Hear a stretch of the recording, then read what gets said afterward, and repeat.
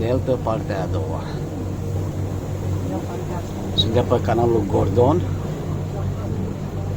și bineînțeles că se merge foarte, foarte încet. Din cauza că sunt multe șalupe în față, multe bărci și oricum nu se poate merge mai repede.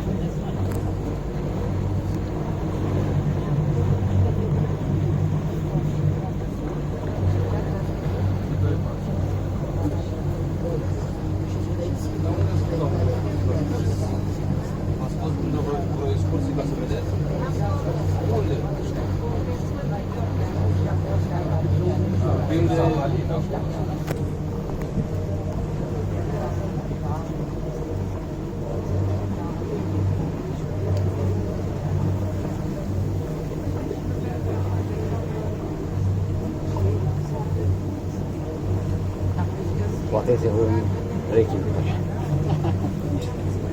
Stau aici. Stau la adâncime.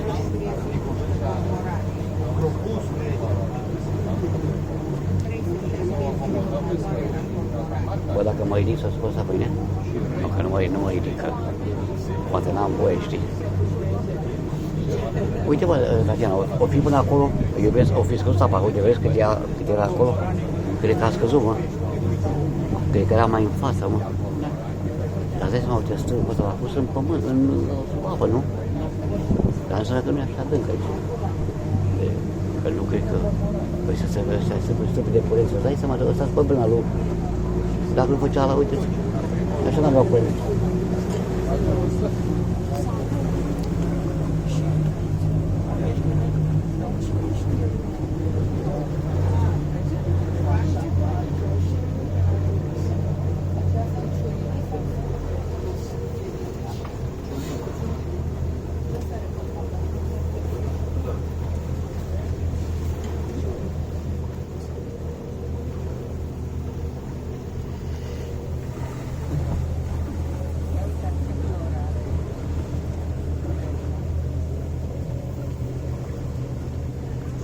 Ia uite cum vine ăștia de la caia ca noi, uite.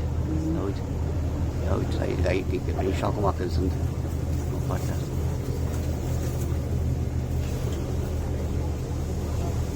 Cred că mai sunt câțiva. Nu, ăștia merg cu noi.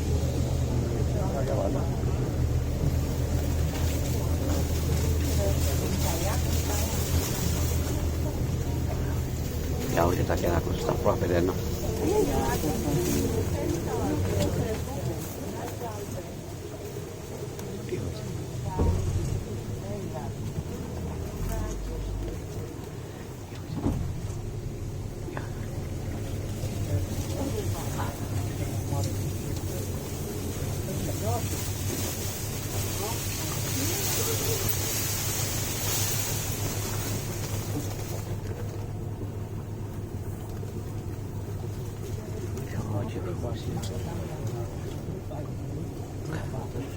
Ia uite cum stă. Uite, mama aia, vezi? Zici că, uite ce curajoasă.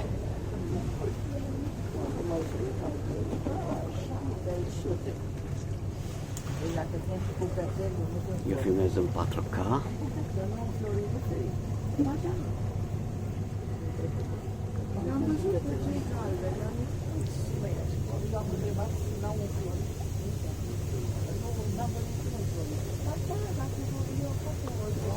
Acum cred că poți militare. Nu că am făcut bine ca dată, că ne coceam aici, dacă erau închise.